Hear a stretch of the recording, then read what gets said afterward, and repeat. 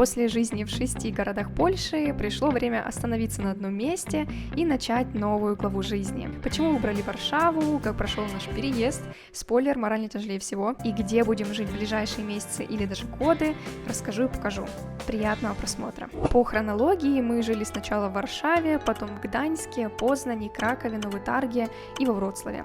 Да, с Варшавой мы уже познакомились 2 года назад, но жили тут зимой и меньше 2 месяцев, поэтому будем открывать ее с вами заново и, так сказать, полноценно. Вот это все будет отправляться в Варшаву, так что да, как видите, вещей тут много, все, что мы накопили за эти полгода, и это не считая тех 2 чемоданов, которые мы с собой будем везти. Сначала, если честно, Вроцлав мне вообще не понравился. Он мне показался каким-то неуютным и странным по расположению, но потребовалось мне время, чтобы найти с ним общий язык, познакомиться, так сказать, и в итоге потом я полюбила этот город, и я поняла, что он на самом деле уютный, красивый, здесь как центр, так и другие районы. И особенно, конечно, полюбила наш район. Единственный минус то, что надо было постоянно ездить в центр, это занимало очень много времени и раздражало. В этом плане я рада, что мы отсюда уезжаем. Но Лишница — это прям любовь. Если у вас есть машина или вам не нужно часто ездить в центр, то это идеальный вариант, если можно работать удаленно, особенно. Потому что здесь рядом парк, в принципе, сам ЖК очень уютный. Сейчас вам, собственно, и покажу. Экспресс-рум-тур. Как только заходите в квартиру, видите вот эту дверь, но мы поворачиваем направо, тут у нас спальня, очень уютная, кровать прям супер удобная. И еще большой плюс этой квартиры — это огромные окна и вообще большое их количество. Дальше у нас идет коридорчик, тут у нас душевая и туалет. Мы ее, конечно, тут загрязнили, не обращаем внимания, надо будет сделать нормальный клининг хозяину. Вот, но мы старались, мы на самом деле убрали как могли. Тут у нас зеркало в полный рост, это прям очень хорошо, не в каждой квартире это есть, а как бы нужно перед выходом на себя посмотреть. Тут мы одежду хранили, в принципе. Тут, кстати, еще много ящиков для обуви и других всяких вещей. И самая главная комната, главное пространство, очень красивая, светлая, как я говорю, и видите, окон много. Тут у нас кухня, прям идеальная такая стильная кухня. Можно посмотреть, кстати, что видно. Другие дома у этого ЖК, да, они такие вот трехэтажные. А, кстати, есть кофемашина, это очень круто. Мы тут научились делать кофе в кофемашине. Вообще мы не умели, никогда не делали, а тут прям полюбили. Жаль, следующий не будет. Так, тут, в принципе, ничего интересного, ну, посудомойка есть. Ящик тут открывается вот так вот. Стол. Мы покупали свои стулья, потому что на таких нереально сидеть.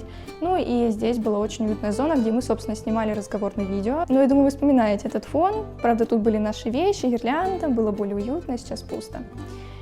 И вот такая вот зона тоже классная. Ну и самый главный плюс этой квартиры — это, конечно, балкон, очень уютный. Здесь такая вот лавочка с подушками и вид на другие дома, на зелень, и сейчас будете смеяться, но на кладбище. Да, мы как раз приехали сюда, когда все позеленело и не было видно кладбища.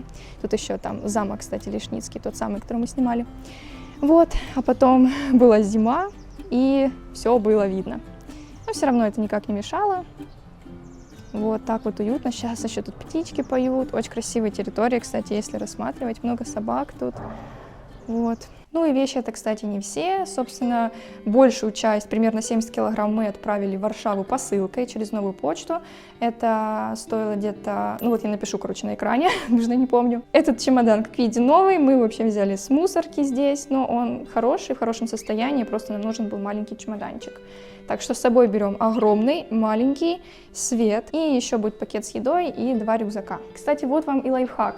Если не хотите тянуть с собой кучу вещей, которые вы за время, например, эмиграции, как мы, накопили, то можно вот так вот отправить по почте часть или даже все на самом деле. Просто у нас было очень много стулья, которые очень много места занимали, и еще куча верхней одежды и так далее. Так сильно проще переезжать налегке. И да, сначала мне даже не хотелось уезжать, это такой первый раз был, когда это не хотелось вообще. Не хотелось ехать в Варшаву, но потом со временем я начала это отпускать, отвязываться от материального и, в принципе, понимать, что я везде беру с собой себя, везде можно сделать уют, и, в принципе, любое место — это дом, где мы находимся. Поэтому грустить нечего, дальше будет лучше, нужно просто отпускать ожидания.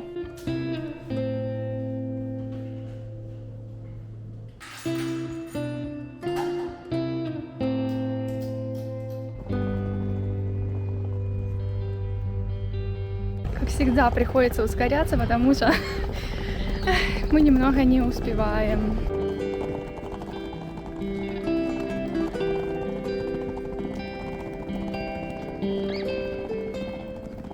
Пока любимый Лишницкий парк, пока замок, пока этот прекрасный район.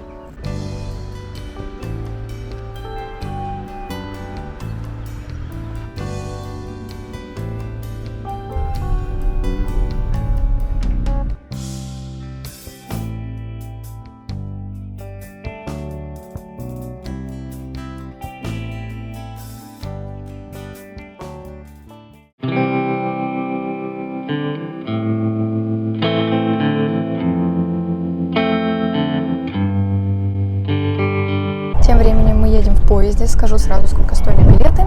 66, правильно? 66 злотых на двоих. То есть по 33 злотых. Это очень мало. Андрею просто повезло. Он как-то попал на скидку. Бывает. Да, потому что это Варшава, и обычно Варшава дорого. Места у нас немножко отличаются от предыдущих. Вот, каждый раз смотришь и что-то новое находишь. Например, тут есть такая штука. Можно, наверное, телефон поставить. Здесь еду. Есть подставка для ног. Тут есть мусорка. Да, Андрей показывает, как она открывается. Здесь есть маленькие вешалки для вещей. Кроме того, есть вешалка для верхней одежды. И еще здесь спрятана зарядка для ноутбука, телефона.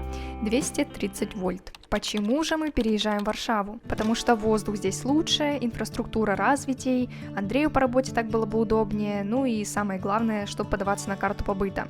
Да, вопрос легализации дошел и до нас. Вы, наверное, уже тоже столкнулись с бумажной волокитой в Польше, да и путаницей в законах. То можно, то продлили, то снова изменили правила, и документы то вводят, то отменяют. Я знаю человека, который может реально помочь. Это Ася Вспольце. Она эксперт по легализации, владелец фирмы и мама 2 котов. Помогает украинцам с международной защитой и загранпаспортами, что сейчас очень актуально для мужчин, а также с регистрацией брака в обход консульства, заменой водительских прав, дубликатами свидетельств и ускорением карты побыта. Удобно, что Ася работает по всей Польше, а еще у нее есть блог, где вы найдете понятные подробные инструкции о том, как оформить все эти документы самостоятельно. А если вы так же, как и я, не любите уточнять цены, у нее в хайлайте расписаны все цены на услуги. Более того, часто бесплатно и очень быстро она отвечает на вопросы по легализации в Директ. Самый простой и комфортный путь, чтобы обрести ясность по своей ситуации. Так что если вы не знаете, с чего начать или боитесь ошибок, просто загляните к Асе. Ну а я не я, если не дам вам выгодную скидку. 14% вы сэкономите на любой услуге по легализации, указав промокод расценка 14. Такие контакты в Польше на вес золота, поэтому обязательно себе сохраните.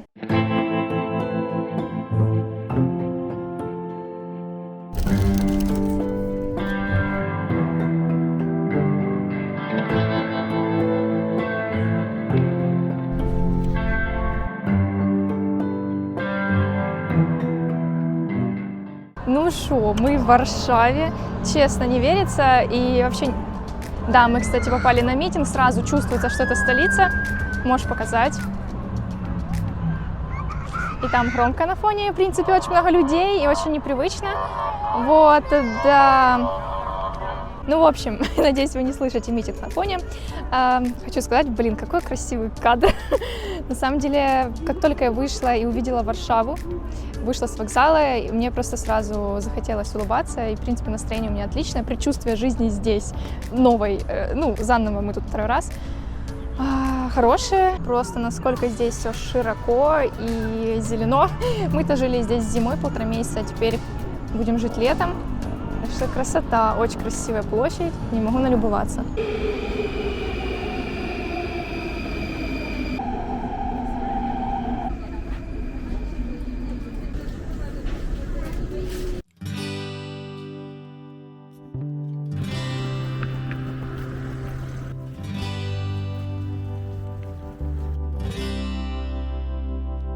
Такой необычный район, но мне как-то сразу уютно, не знаю, может потому что солнце, ну или в принципе здесь ухожено, на самом деле сразу видно. И очень непривычно то, что здесь очень много домов, и они все такие разные, и прям широко, конечно, Варшава и Вроцлав в этом плане немного разные, вот, и в Варшаве это сильно все шире, больше и людей, и машин, и всего.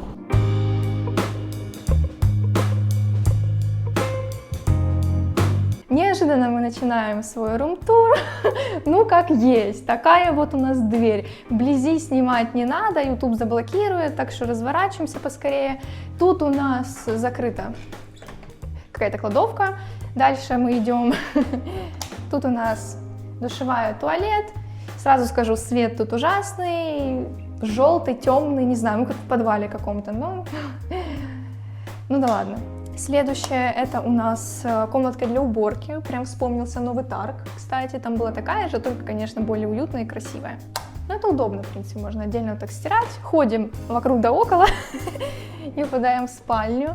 Она, кстати, ну, как по мне, самая такая светлая. Тут еще такие более белые стены, вообще мне нравится. Тут есть шкаф, в принципе, большой, кровать, лампа и все.